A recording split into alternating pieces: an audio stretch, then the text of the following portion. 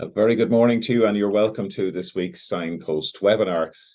Today, we're going to be talking about opportunities for anaerobic digestion in Ireland. And with the increasing emphasis on renewable energy and sustainable waste management, what role could anaerobic digestion play in generating clean energy, reducing greenhouse gas emissions, and fostering a more circular and resilient economy? And I'm delighted to be joined by Dr. Maurice Deasy, who's a postdoctoral researcher in anaerobic digestion based here in Athenry, Teagasc in Athenry. Good morning, Maurice. You're welcome to today's webinar. Morning. Thank you very much for having me on. It's great to have you here. And good morning, Pat. You're going to help us out with questions. Good morning. And Maurice, you have a number of different interests in the agri-food sector, but anaerobic digestion you're going to talk about today. Maybe could you tell us a little bit about yourself? Yeah, Maurice Deasy, engineer by background, working on researching anaerobic digestion, but farming also at home, and also do brewing as well. So a few different sectors that I'm interested in, basically. Very good, very good. So you're going to be talking to us today about the potential of anaerobic digestion and some of the practical issues that are associated with the rollout. I know that the government does have ambitious targets around anaerobic digestion. Is that right?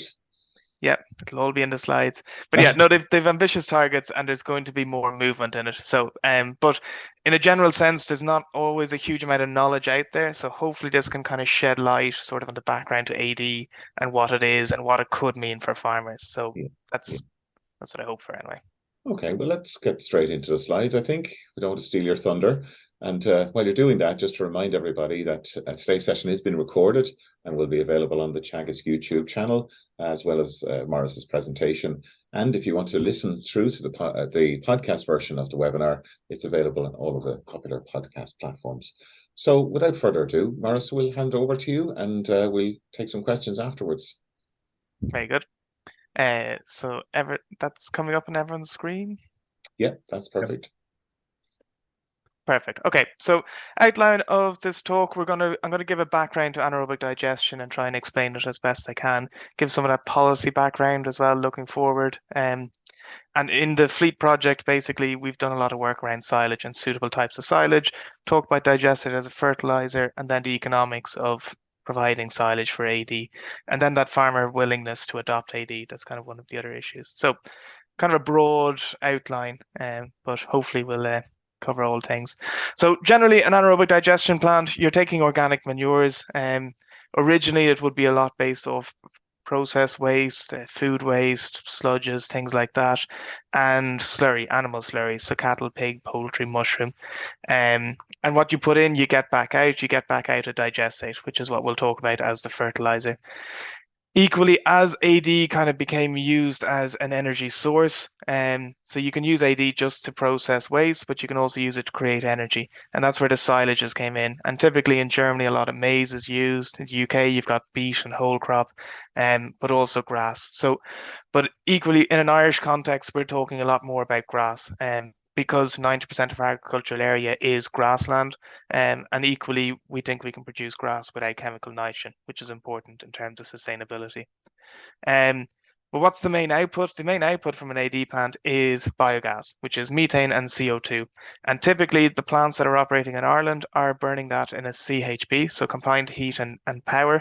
And that's an engine basically that produces heat and electricity.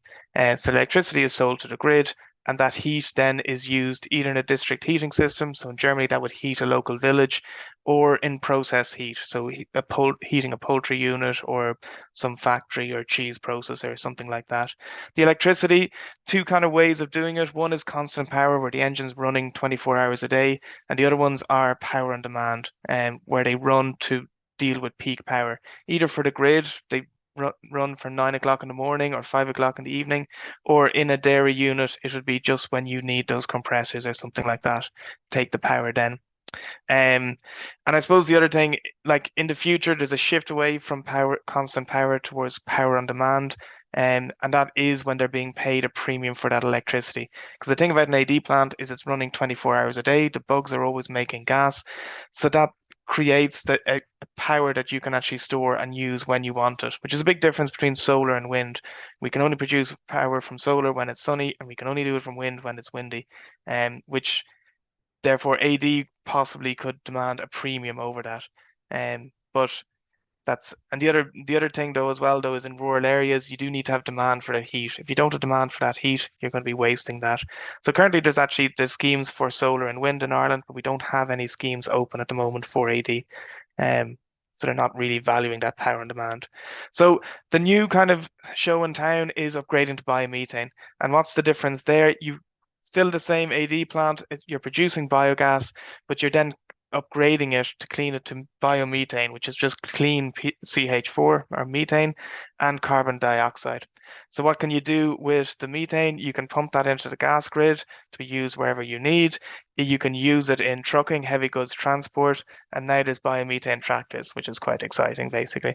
The carbon dioxide, we can use that in food and beverage, and during the war in Ukraine, that was a very important bit.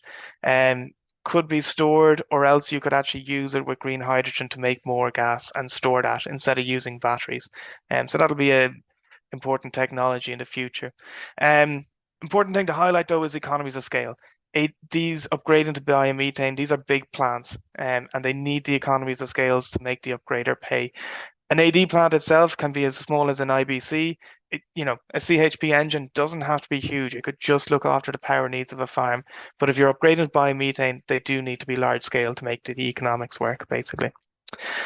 So policy context. We have the Climate Action Plan here in Ireland for 2023, and that's set as a target in agriculture, 25% emissions reduction. And in that context, our slurry tanks, our slatted sheds, they do contribute to our emissions of methane. So that's where AD and biomethane, if we were taking that slurry out of agriculture and digesting it, capturing that methane, that would help reduce our emissions. So there's actually a target of 5.7 terawatt hours of biomethane by 2030, and that's approximately 10% of the gas grid. So it's not all of our grid, but it is a decent chunk of it. And it can help to do our agricultural emissions. And where is that power going to come from? So this is the pie chart here is from an SEAI study, and they're looking at where can this resource come from. And so pig slurry, food waste, industrial waste, those are all very good sort of resources or feedstocks used for AD, but they are limited. And as time goes on, we should be reducing food waste. We shouldn't be increasing food waste. So the big potential in terms of reaching those big, large numbers is in grass, cattle slurry and grass silage. That's where they really see that they could actually reach that. And that kind of put our focus onto that side of things. Now, the other kind of policy context is RED II, the Renewable Energy Directive, and that sets greenhouse gas emission savings for biomethane. So you can't be burning lots of diesel to make renewable gas. They're setting targets as to what to do it. Now they have different targets for transport because, say, heavy goods transport is very difficult to decarbonize. We have electric cars, we don't have electric trucks right now. So that is giving a credit into that transport section. But you can see there, you need to be up at 70 and 80% basically renewable. And that's where, while the grass silage is providing a huge amount of energy, you need to be careful how it's produced and how much emissions is associated with the production. The other thing is, in the context when we're looking at Northern Ireland and the UK, which have an awful lot of AD plans, they are now outside the EU, so they don't have the RED II directive, so some of their policy is different. So just kind of be careful when you're thinking about Ireland versus the rest. So producing silage without chemical nitrogen, typically we're pretty much grass based, but this slide here that I've robbed from John Finn, if we add legumes in with our grass, we can produce grass silage basically without chemical nitrogen. And chemical nitrogen has a huge emission that needs to be accounted for in RED II. So therefore, that's what we're proposing, is shifting towards a grass clover or a multi-species, so grass, clover, and herbs. Because the higher your legume proportion, the further to the right of that graph goes, the more you can produce tons of dry matter per hectare without chemical nitrogen. So that's the green line there is about 12 tons. So if you get up to 30%, they've no trouble producing 10 tons dry matter on 30% clover in your sward. And there's up at 16 tons, and it can be produced. So that's, Clavin et al. Did it in Grange over 5 years. They're producing 16 tons of dry matter per hectare per year. So that's long-term studies. So what are the barriers with clover? There is issues around rotational grazing, longer rest periods, higher residuals. There's a fear of bloat out there. So to me, those aren't issues in producing silage for an ED plant. So I think that's kind of an easy, low-hanging fruit, basically. So this is kind of gets to us what the outline of what we're looking at for agri-biomethane here. So I'm discounting the waste side because I'm saying that's a separate sector. We're talking about agri side here because we are Teagasc, right? So we're talking about silage using clovers and slurry and feeding those into an AD plant, upgrading that to biomethane and using that digestate out the far side. So in generalized figures, you're talking about 50-50 kind of a blend on a fresh weight basis and tons of material basically of silage and slurry. Now, 80% of the power will be coming from the silage, 20% coming from the slurry, and even less. However, there is some emissions associated with silage, so you can't go to 100% because you need to reach your RED 2 targets. You do have diesel of harvesting and stuff like that. So that's where the slurry, actually, you're offsetting those emissions. That methane would have been released into the atmosphere. So by putting it into an AD plant, you're capturing it, and therefore you get this credit. So it'll always be a balance between those two feedstocks to actually reach your targets. Couple of sort of important points when you're thinking from a farmer's perspective. Water doesn't make biogas. So really watery slurry is not what an AD plant is going to want to feed into their 10 or 20 million euro plant. They don't want water sitting there doing nothing. They want the energy, the carbohydrates, things like that, to actually the dry matter really that's producing the biogas. So that's where they don't like. It's going to be important how we actually collect that slurry and how fresh it is. And the other one is silage. Fiber doesn't make biogas either. So those big high yields of very kind of lignocellulose silage, very good for feeding a suckler cow, good for the rumen health, but that's not what an AD plant wants. So the AD plant in Grange that Teagasc is commissioning, this is what you call a pilot biomethane plant. And just to give an example, that's going to take 10 tons of silage a day and nearly 15 tons of slurry a day. So that's from about 70 hectares of silage and 1,000 cattle. And that's a balance, 84% coming from the silage of the energy, 16% coming from the cattle side of it. So the slurry doesn't produce the energy, but it's important for our greenhouse gas emission savings. So that would produce about 3.2 gigawatt hours per year. And in the context, when we're say the KPMG Devonish report on AD, they were looking at a typical plant, biomethane plant, of being 20 and 40 gigawatt hours. So you're nearly 10 times bigger. So you're talking about 100 tons of silage a day, 150 tons of slurry. Like that's why we're talking economies of scale. These are big plants. They're not small plants. So digestate as a fertilizer. Basically, all AD plants create organic fertilizer because what goes in must come out. And typically there is food waste or there is organic materials going in and they're processing it and bringing it out as a digestate. And what's important with a digestate is it's increasing the nutrient availability of the organic manure. And that's generally down to the improved carbon to nitrogen ratio, which improves the fertilizer value for the farmer. So while some of these feedstocks are going onto farms already, putting it through an AD plant would actually kind of process it and improves the fertilizer value, which I think is an important thing. Mainly in terms of crop production, you're talking about an increase of ammonia content of digestate versus slurry. And that is the faster release nitrogen and the plant available, which is good for output. So this is kind of typical analysis basically of cattle slurry versus digestate. Very similar in terms of dry matter percentage. So you can use low emission slurry. You don't need to change your system in terms of spreading. But if you see there, your nitrogen content is increased over cattle slurry. And that's the big difference. This is becoming more like a fertilizer because you have more nitrogen and it's more available. So you get much better crop response. So in terms of nitrates, which is very topical, and organic load distribution, there's an advantage in AD plants in terms of spreading our nutrients evenly. If farms were exporting cattle slurry to an AD plant, you're exporting it off farm, right? And then you're re-importing it onto the farm. So for me, I think it's very important in terms of how it's spread on farm, that it's spread to out farm, say, or silage ground compared to the grazing base. If it's coming back on a truck, that truck can be delivered to 8 farms. So we could actually get this nutrient spread evenly across the land, which I think is very important in terms of nitrates and water quality, and equally between farms, because we do have highly stocked farms and we do have low stocking rate farms. So can we get these nutrients spread evenly throughout the country? That would be very important. And that's down to collaboration. That basically, is there a lack of collaboration right now that this slurry isn't spreading around the place? I think AD could play an important role in that collaboration to get these nutrients spread. The other thing, as in terms of replacing chemical fertilizer, it replaces chemical fertilizer if people reduce the chemical fertilizer that you're using. And that comes down to having verifiable data about the nutrient content of the digestate, so as they know what they're spreading. Typically, farmers don't know what's in their slurry. They're assuming nutrient content. Whereas if it's coming from an AD plant, they're going to have an analysis saying that's how much NP and K is in your fertilizer. And there's another thing around contaminants, and that's where I'm very big on the agri versus waste AD.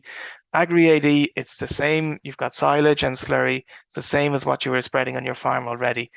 Waste AD is a different thing. Now, particularly if you're using food waste, is there spoons and plastic and all sorts of things in there? So that's why I kind of differentiate between the two things. One's a waste processing, one is an agri-based. And that's the data is kind of to create trust. But with a better with digestate as a fertilizer, it's got better nutrients, it's more available. Timing of application is going to be very important. We're not going to be able to spread it when the soil isn't warm, when we don't have the plants there to absorb it. So therefore, it probably is going to be into March and April, just before you're closing the ground for silage. To get optimum uptake of those nutrients, but you're getting it out the far side, so happy days. And it's going to need to be les, and it's going to need to be covered storage on farm. So if you're exporting slurry from a slatted tank, and you want it back to be sitting there on the farm ready to spread, it's probably going to need to be in a covered store, a separate stored. But then you've got more storage, which is a positive basically in terms of using your nutrients effectively. So, and then on a landscape level, processing of the digestate is going to be critical for transporting slurries large distances. So this is from terms of zones that have high nutrient loading. Could we spread them further distances? And that separation, solid and liquid, extraction of ammonia, dewatering, and then long-term biochar is going to be very important because that's a way of actually capturing carbon and sequestering it long-term in our soils. So those are all things that can be enabled by AD plants and having these centralized facilities, processing large quantities. It makes the economics of processing that stuff much easier, basically. So I would see that as an important step down the line, basically. So AD as a nutrient distribution hub, and this is where the concept of a co-op in terms of farmers will be very important. So so why would you export your slurry? It's increasing your storage. It's increasing the fertilizer value of that slurry when you get it back. And you can reduce your organic loading. So if you're taking slurry, sending to an AD plant, you don't necessarily have to get it back. And that comes down to if the nutrient opportunity cost is valued, you could get a credit when you supply the slurry. And if you don't need it, that's fine. You could cash in that credit. Someone else will use it and need it. And particularly in arable farms, they may well need that organic fertilizer. So you could sell it to the arable farms, essentially, using the AD plant as the intermediary. And the other one is in time. Why would you export your slurry to take back digestate? Well, if you were able to say, well, okay, I've exported all my slurry, I've reduced my emissions by that 10%, that's a useful thing once that's valued. And the other thing is if you're not measuring, you're not managing. You're exporting that slurry, you're getting it back as a fertilizer and you know where to spread it, how to spread it. That's an important kind of concept. So in terms of the silage side of the house, right? If we're growing the silage, putting it into an AD plant, we need to bring that digestate back to grow the grass. However, there is an issue there in terms of growing grass red clover. We don't need the nitrogen to grow grass red clover. If you spread chemical nitrogen onto clover, you actually slightly reduce the yield over the course of a year. So therefore, this is where we looked at different scenarios in terms of should we then use that digestate in a different part of agriculture and actually just spread P and K on the silage ground, because by bringing that digestate to another part of agriculture, we're now offsetting NP and K. We're offsetting that nitrogen. And that's that nitrogen saving, which has further greenhouse gas savings. Which is important, basically. So the work on the fleet project, we looked at the economics of existing feedstocks and using the National Farm Survey, and we looked at the years 2018 to 2020. In all of this data, we're not using a land charge or rent, and we haven't said that farmers are going to be building these stores or more silage pits or anything. Equally, typical silage systems within Ireland, we're talking about 1 and 2 cuts basically on average are the most popular. There is 3 and 4 cuts coming into it, but an AD, a grass red clover for an AD plant, we're talking 3 cuts at least basically. High quality silage is what we want with high energy content. We model a 14 tons dry matter per hectare yield basically using clavin basically. And the results I show here are using that 42% digestate reuse on a crop. So that's actually saying first cut of silage is fertilized using digestate, second and third cut, you're selling that digestate to somewhere else, and you're buying P and K basically to balance out your nutrients. And we're also not ploughing up grassland. Low disturbance systems is what we're modeling, because economically I don't see the justification of ploughing grassland basically. So this is some of our results. This is the effect of the nutrient opportunity cost basically on the cost of silage, and this is our 18 to 20.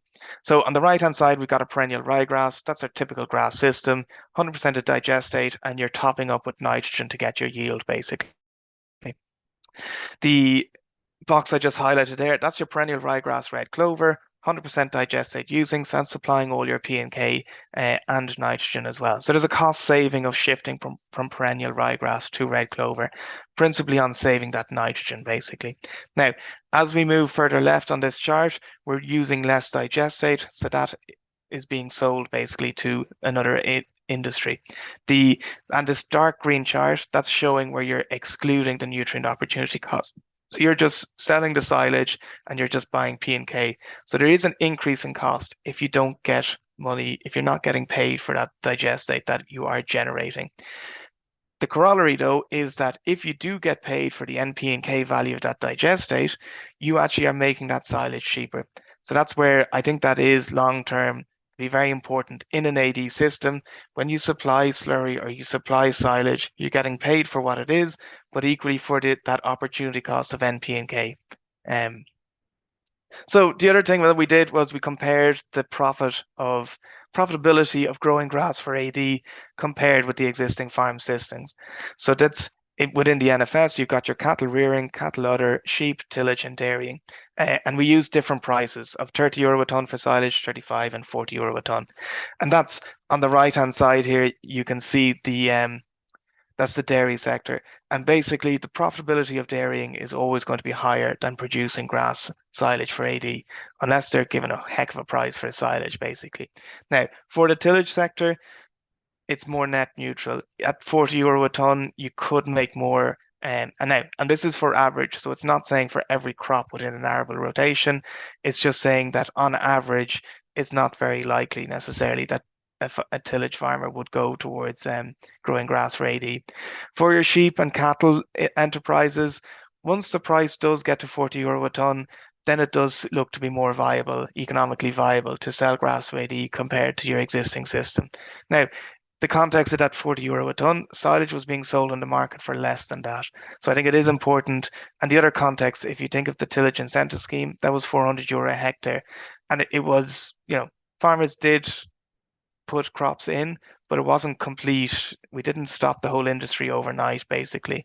So that's where I would use that €400 a hectare as kind of one of this measures of there needs to be increased profitability to actually make a farmer shift over from one system to another. Otherwise, why change? Why take the risk? We know the system we're operating. So that does mean if this system is to take off, a good price does need to be paid basically to the farmers for their silage. Now, the other thing we did through the National Farm Survey was we did a survey around willingness to adopt. And we asked different questions around, would you supply silage? Would you produce silage with low nitrogen? Would you supply slurry? Would you receive digestate? And would you join an AD cooperative? And the big ticket kind of answer is those big red lines on the left. Most farmers, like near 65%, were saying, no, I wouldn't supply silage to an AD plant. And that's we're kind of working through and analyzing that and looking at as to why. And I think a lot of that is down to awareness. If you don't know what AD is and you're asked, would you supply an AD plant? You say, well, no, because I don't know what an AD plant is. I don't know what it's doing. I don't know what it's benefiting agriculture. I don't know why it's benefiting the local community. Now, the other side of that is that actually there were that 15% of farmers who actually said, yeah, I would consider it. If it's at market price, I'd consider exporting silage. That's actually probably enough farmers to supply 5.7 terawatt hours and 10% of the gas grid. So that is actually the positive side of it. We don't need every farmer to do this in terms of supplying grass. We need a small amount of farmers to supply grass. Supplying slurry, you're going to need a lot more slurry to run these AD plants. But the other interesting bit was in terms of the answers for would you receive digestate, a lot more farmers said yes. And that is nearly all farmers, I'd say, would recognize the value of organic fertilizers over the bag, that it is much better for soil health. So therefore, that's kind of an important result. The other one is on joining a cooperative, is that lack of knowledge kind of slowing things down? And do farmers want to be a part of that? I think that this is an important question, basically, over time. So coming towards the end of the presentation, in terms of farming and AD, there's that question, will it be competitive will it be competition for agriculture, or will it actually facilitate food production in this era where we're going to have to look at low carbon and what our emissions are? And that's, I think, comes down to collaboration. I think AD has a role in achieving some of our greenhouse gas emission savings, particularly from our slurry from ruminants, basically. Will there be competition for grass? Within the dairy sector, I don't see how that you can say that in terms of economics.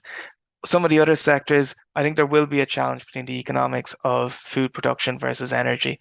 And that has its ethical implications. But at the end of the day, if you can't make money producing food, what do you do? Like there has to be these considerations as well.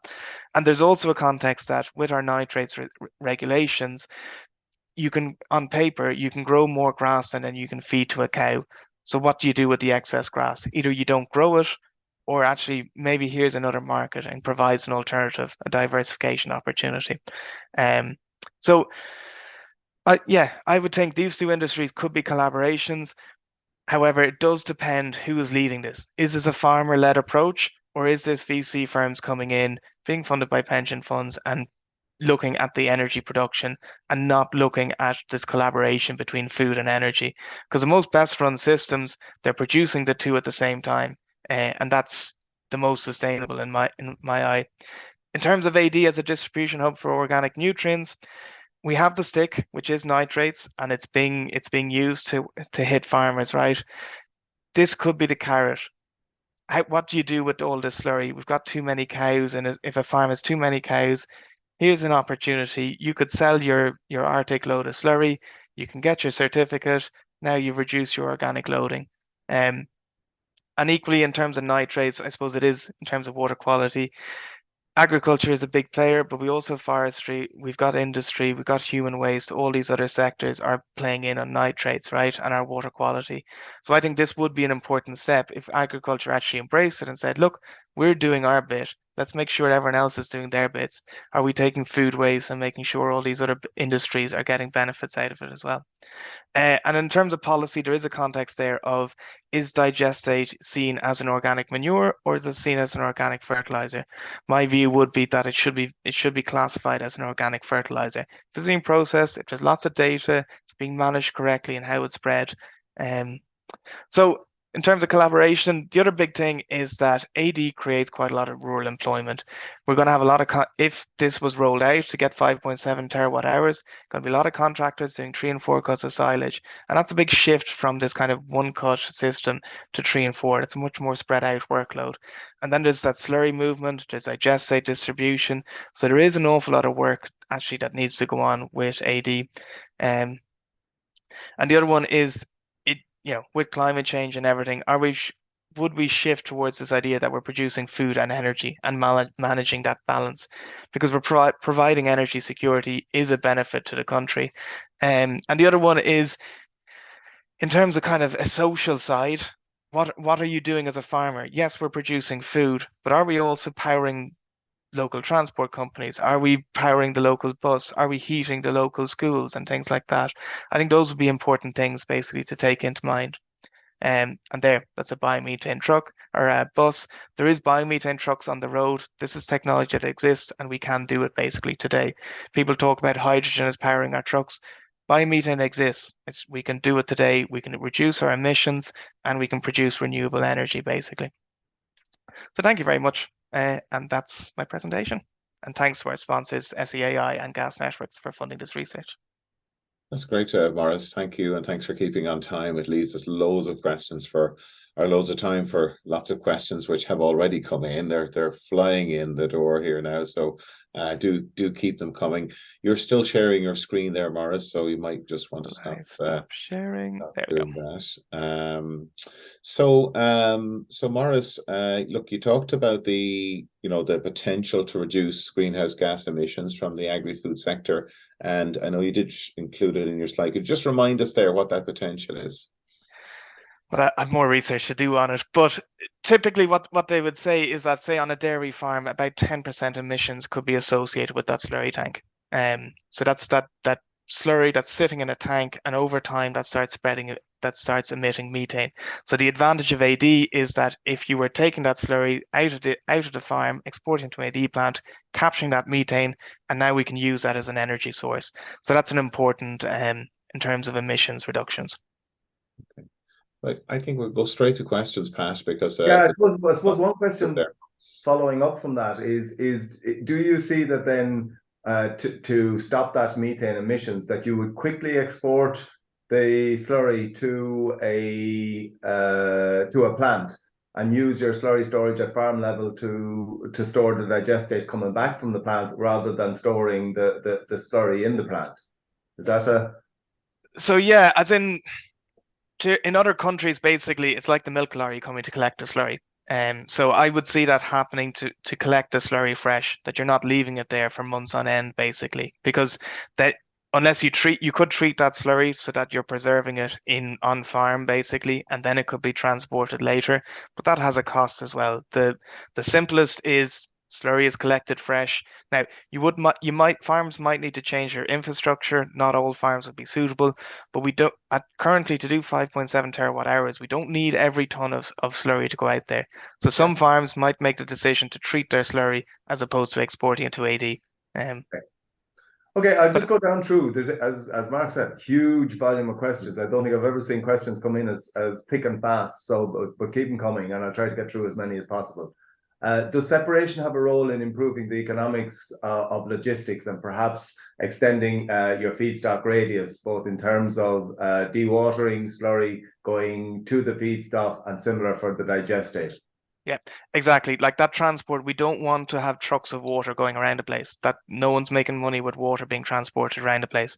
So separation of slurry will be very important in terms of slurry in and our digestate back out. And in terms of distances, like we don't want to be going huge distances with very watery content. So that's that post-processing of digestate, I think, will be very important for those zones that have high nutrient levels. Get all the organic waste into an AD plant, separate it, so as you're now putting out a really good compost with very good nutrient availability. Okay. And I suppose, is there any negatives in using poultry manure to replace cattle slurry? Poultry manure is very high in nitrogen, very high in ammonia. So you can only blend a certain amount into an AD plant. So that's, if you look up north, they're kind of taking a few tons of it in with all the other stuff. So that's where I'd see those other resources being blended in at small quantities to keep a nice balance to the system, but it would have a benefit in terms of fertilizer. You know? Okay, and a similar question for pig slurry? Yeah, pig slurry, you have to be careful of antibiotics and other stuff, and it can be quite watery. But then you've got big houses and large quantities of it, so they can all be used basically, and you can tailor your process to how you want to do it basically. Okay, so the availability of N in digested is more available. Could the silage be grown using multi-species legume mixes and just put digested back on the silage ground? I kind of think you kind of dealt with that. So I kind of covered it, but I'll go over it. Essentially, yes, of course. Your digestate is a lovely balanced fertilizer. I don't think we should be putting all the nitrogen back out on our multi-species and our grass red clover, because we don't need all of it. Now, you can grow a super crop. There is an argument maybe around early grass, early in the season when the legumes haven't kicked into gear, but we need to do research on it to say, look, what's the effect of using some digestate, say, for first cut? But theoretically, and if we did more processing, we could probably take the ammonia out of the digestate, and now we have ammonia fertilizer being produced in Ireland sustainably, and we have this digestate growing our crops. Okay, a tricky one for you. Derogation farmers are not allowed to import slurry, but if we're looking at the context of digestate and AD, do we need to look at the regulation around that in terms of export and re-import of the same? Exactly. So that's my little policy question: is it an organic manure or is it an organic fertilizer? So if it's being processed and made into a fertilizer and separated, that's not slurry in my view anymore. But that's a policy that's going to take DAFM, EPA, all of those to actually deal with that and see where. And I think that the advantage of AD is you're talking about exporting these slurries into a company. They're going to have to prove where the nutrients went, how they're managed, and that it is sustainable. Because at the end of the day, biomethane is being sold as a renewable gas. The customer of that biomethane wants to prove that it's being used sustainably. It's not having adverse effect on the environment. So that's going to be very important for the AD operator as well. So less cowboys, basically. One key question, I think that may still explain some of those red bars that you had. Is there any biosecurity risk with digestate? So at the moment, you have to pasteurize. If you're taking slurry from more than one farm, you have to pasteurize it. Now, there is debates around that because that's energy intensive. You have to heat everything up to 70 degrees for an hour and kill everything, basically, all sorts of bugs. Digestate in itself can be quite safe. So there would be an argument in time if we get this industry up and running, we should study this and see that actually digestate may in itself be pasteurized via its own process, that we don't need to burn this extra energy. But right now, the EPA and everyone is saying, no, you have to pasteurize, which as an engineer, you're like, lads, we might be burning energy for really no benefit, but that more research and evidence will be needed for that. That's my opinion. Okay. Just a question in relation to cooperatives and the I suppose the accessibility of cooperatives to get involved or to create I suppose business structures as cooperatives, or is there an interest among the existing, say, dairy co-ops to get involved in this area of business? I'd be giving the existing co-ops a good kick and saying, come on, lads, time to get moving. But equally, I think there will be probably standalone co-ops just around digestate. In terms of do you have a bunch of farms in an area with enough feedstock? And I think it needs to be collaboration between different types of farms. Do you have livestock farmers in an area? Do you have arable? Do you have all these different types of farm? Do you have some dry stocker who are thinking about retiring and saying, do you know what? Maybe it's safer not to have animals. I wouldn't mind growing the silage. So that's why I think it should be a collaboration. And that's how to make these really sustainable long term, is having everyone making their buck out of it and having a nice system, basically. And I presume for farmers getting involved, the risk of putting in substantial investment before you get to the point of even getting to planning permission is a huge turnoff for farmers getting involved. They just can't afford to take that risk with the level of cost that's involved. And there is these large plans, they are huge capital outlays. Do you know what I mean? And it's like 10, 20 million of an investment. Like, this is not small money. And is the market there to buy that renewable gas? So it'll probably be a balance between co-ops and finding money other places, basically. But there's large challenges to it. I think it should happen. It makes an awful lot of sense, but it's not an easy road. And that's why we don't have these AD plants everywhere just yet. But do you see it as being more advantageous for farmers to get involved in that capital investment rather than being left? I mean, the wind and the solar has been pretty much made inaccessible for farmers, and it's big corporates and big investment funds that are getting involved. And look, I think we have a choice. either farmers get involved with it and make this happen, and farmers have crucial role because they're providing a feedstock and they're taking digestate. Without farmers, an AD plant is nothing, right? But we can sit on our hands and do nothing unless someone else come in and build these plants, or farmers can get active. And that's I would give a kick to the co-ops, but also to the farm organizations. They're not talking about this. This should be being engaged. We should be saying we need to reduce our emissions. An AD industry will also help reduce another sector, which is energy. We can also help with some food waste in certain contexts if it's nice and clean. So that's why I think we need to get active and actually make this happen. Because if it's built and operated by farmers, it'll be for farmers' benefits. You won't see this trade-off of energy versus food, because the dairy farmer is producing his food and he's producing a feedstock on the side to feed this AD plant. So that's why I think it should be food first. It should be farmers involved in it. And it should always be more profitable to produce food. The secondary should be energy. And that's that waste bit. I got extra silage, grant into the AD plant, off you go. That's the... Maurice, are there examples that you have come across in other countries where that more, we'll call it democratized approach or farmer-led approach is in place? And are there policies to support that or public funding there to support that development of that structure of a sector? Yeah, well, there's plenty of examples of AD plants across Europe, basically. Like Germany have their model. It was a lot of maize. Denmark is much more suitable. Now they do have large farm infrastructures in it. And there is co-ops, but yeah, there's every sort of a model out there. If you want to get interested in it, you can look at any plant and any sort of a model. Yeah, and I imagine there's some networks establishing around the EU on this as well. I know the Commission are quite good at supporting those types of areas. And certainly the policy direction is the EU is pushing more towards wastes and residues.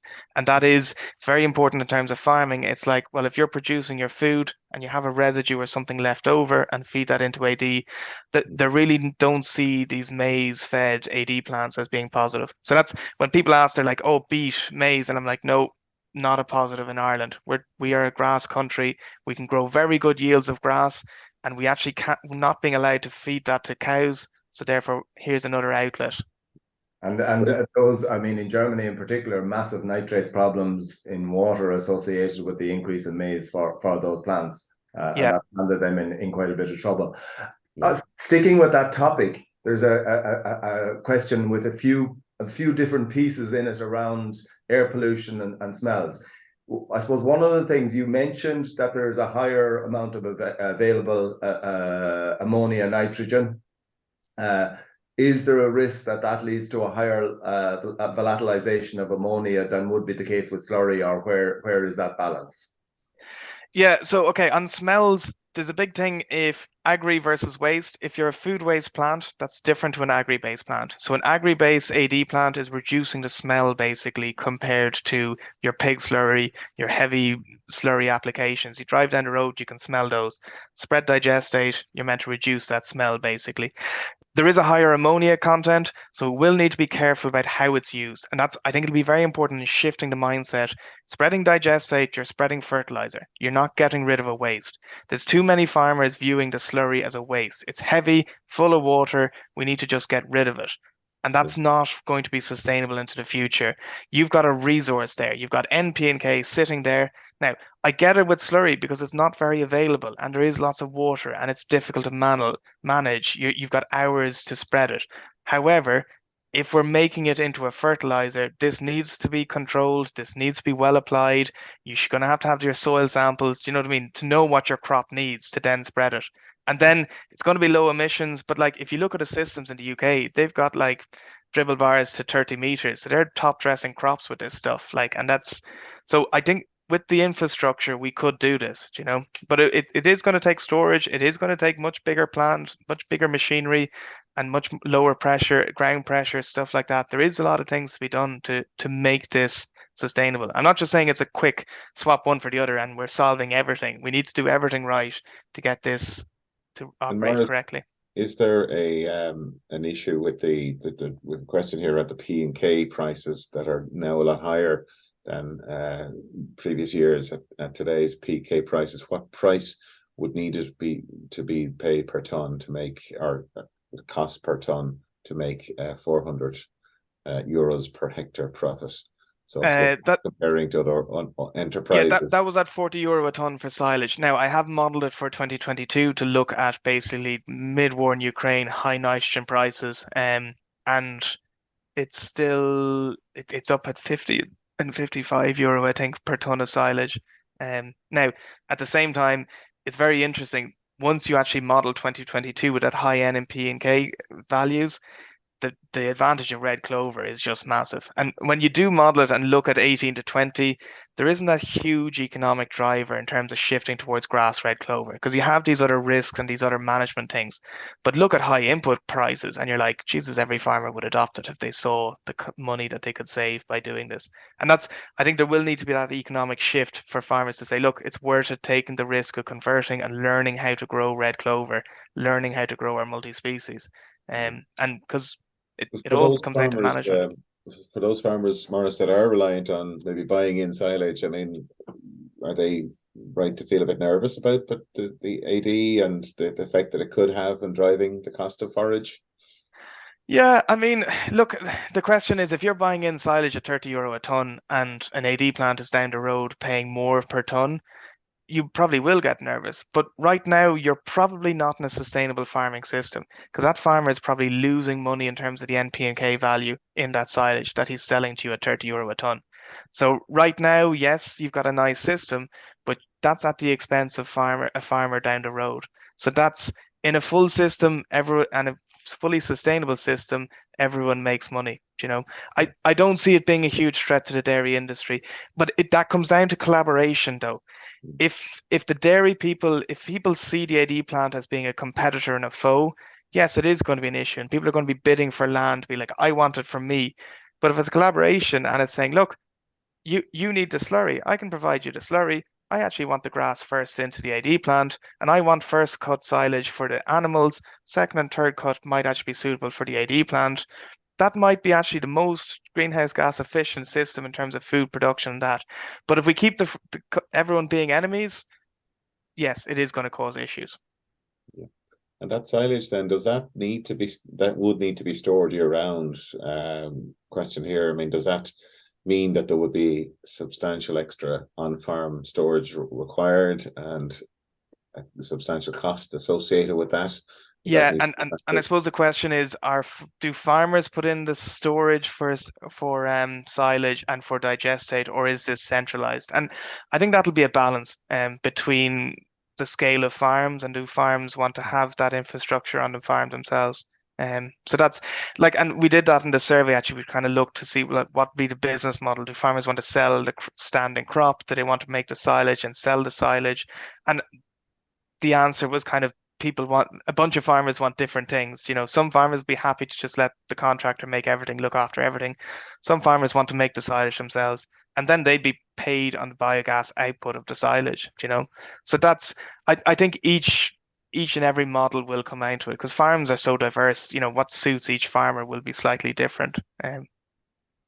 Sorry, a question there. Do you think growing silage for AD will result in a reduction in hay meadows, which benefit ground nesting birds? Or I suppose there's always a question there as to whether you're getting land which has been traditionally farmed more extensively. And yeah, so there's a whole biodiversity piece that we're doing actually, and if working on. But basically, yeah, I wouldn't be advocating that we should be ploughing up lovely diverse grassland to put in multi-species. So, but if there is a diverse grassland, you know, maybe there is a case to say, look, this actually is, if you manage what you have there to maximize biodiversity, you have a feedstock that basically maybe you have to harvest it in July or August and shift that management. But I think that farmer would need to be valued for what he's producing. Do you know what I mean? So and then if it's arable land that's been ploughed for years and years, I think there is a biodiversity benefit of putting in multi-species. But we do need to be careful what type of grassland it is and what sort of diversity is associated with it. But yeah, there's rules within RED too, but we need to be careful of unintended consequences. There's a questioner here wanting to get down to brass tacks and looking at the I suppose prices of three items. One is the price of the input silage, but looking then at the potential for gas and electricity. What kind of pricing are you looking for at both ends to make this thing work? So look, at the silage side of things, exporting it from the farm, you are talking about €35, €40 a ton historically. So bring that to 22, the price of diesel and everything has gone up. You are talking higher prices. In terms of natural gas, when we were mid 2022 with gas prices super high, things actually looked pretty good. And now we're back to pre-war prices at 5 cents a kilowatt. So the price of biomethane might be twice or nearly three times the price of fossil gas. And we do need customers who are willing to pay that to decarbonize their systems. So those are the big questions. Will customers pay that higher price for biomethane? Now, the goal is that actually customers are blending in 5% biomethane. So therefore they only have to buy a small percentage of biomethane. And that's what we're doing in diesel. Right now, we're all buying 5 and 6% biodiesel and biopetrol. We don't know it because it's just at the petrol pump, but it'll be down to those big suppliers will have to buy a percentage of biomethane, and that's how it'll create. Once we have an industry, we can work on the economics and things will probably improve. But biomethane is always going to be more expensive than fossil gas. And how I explain it is you've got a pipe coming out of the ground with fossil gas, turn it on, turn it off. That's the cost involved in gas. Well, simplify. Biomethane, you are growing grass, you're collecting slurry, you're dealing with digestate, you've got benefits to agriculture, benefits to soil. There's all sorts of things there and societal benefits and waste processing, things like that. So it does have higher costs. And the issue is that it's benefiting multiple sectors. So it's not just one, all the benefits are in one sector. Okay, Question here sorry, Pat, just on the transport of silage to AD plants. Person saying here, is this not a waste of energy and will it put more pressure on our rural road network and that land should be dedicated to food production? So obviously this person is concerned. Yeah, look, and that's under RED too, right? You can only spend so much on diesel on transport because you start eking into your what your quota is. On food production, listen, farmers aren't being paid for producing food. So unless customers start paying for what we're producing, like if we're we can't go green if we're in the black. Do you know what I mean? So that's price of food is too cheap. So in that context, yes, I get the food versus energy. There is a debate there. But at the same time, there's a simple economic argument. We're not making money as farming. We're losing money. So what's the moral implication that we have to keep producing food and lose money? Yeah, no, it's a fair point, and I suppose it's that we're operating within this context at the moment that food prices are where they are. Yeah, and that's I think if the advantage as well, though, is it would create competition in terms of food suppliers. The processors might have to pay more to guarantee that they get food delivered, and competition is healthy, basically, for efficiency. Just a question there in terms of seasonality. Do you see this as being, because we're only producing slurry in the winter, so do you see it that we're going to have to put in a lot more storage, say, than our competitors abroad because of that fact? And does that make it potentially uneconomic?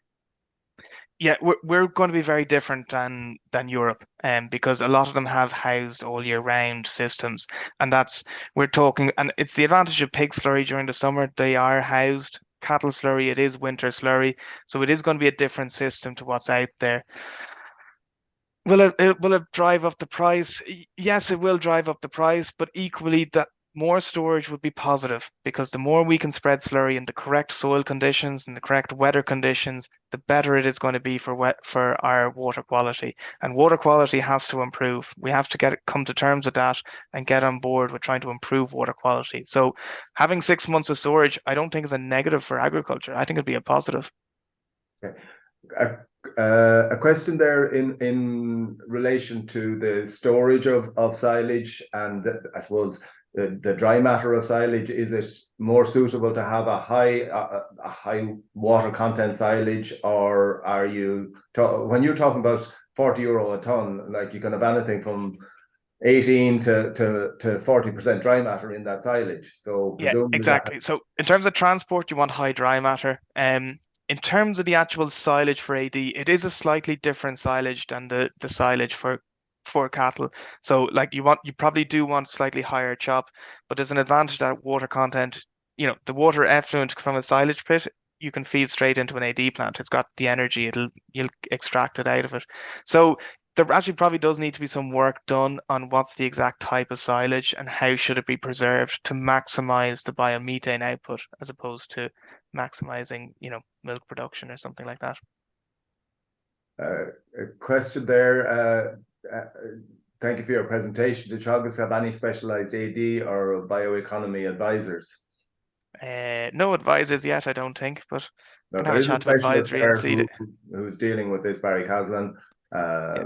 And Barry talked about being with us, but he's on leave today, so he's done presentations in the past for us. Yeah, look, it's a very nascent sector, but we don't have a huge amount of advisors' knowledge on it and farmer knowledge on it. So there's going to have to be a big body of work done, and on just societal knowledge on it. The question here: the additional transport demand to operate AD plants, is that taken into consideration when you're looking at the net effect of AD in terms of its green credentials? Yeah, exactly. You have to account for everything. So what fertilizer go onto the silage, how far it's traveling, all of that needs to be accounted on the end day at the end with the biomethane leaving. So we have to do more transport modeling. It's complicated, but at the end of the day, someone's going to have to be accounting for it. And in time, I think there could be advantages for the farmer that if you were selling some silage into the AD plant, you're auditing the silage side of it. You might as well audit the rest of the farm and then see what are you sequestering in terms of carbon, all these other bits. So hopefully there should be knock-on benefits to farmers in terms of those auditing. Yeah, it's just there's a question there in relation to maize crops. Are they not better for AD? But I think it's more around the other problems that they have. Yeah, so maize for the AD plant is rocket fuel, yes, but the issue is what does it do to your soil if you're harvesting in wet conditions like we have now? And are you leaving a bare soil over winter? And are you plowing that soil to grow the maize? So maize could be grown sustainably, with intercropping and with other understory to look after soil structure, stuff like that. It's not necessarily banned. I'm just saying the way we see maize done in other countries, we're not looking at blanket maize everywhere. I was talking to one AD plant and they were happy to buy maize, but they didn't want it on their own land for fear of soil health. A question there: has straw got any value, or is it just too fibrous? Straw is a residue, and it has carbon. It can be used. It take a bit of processing, maybe, and chopping, but might get rid of some of that black grass and other things as well. Might be handy. Question just around the AD plant in Grange, Maurice. At what stage is that at? When will that be coming on stream? 2024, hopefully. Waiting on delivery, supply chain issues. Waiting on delivery of components basically is the issue at the moment.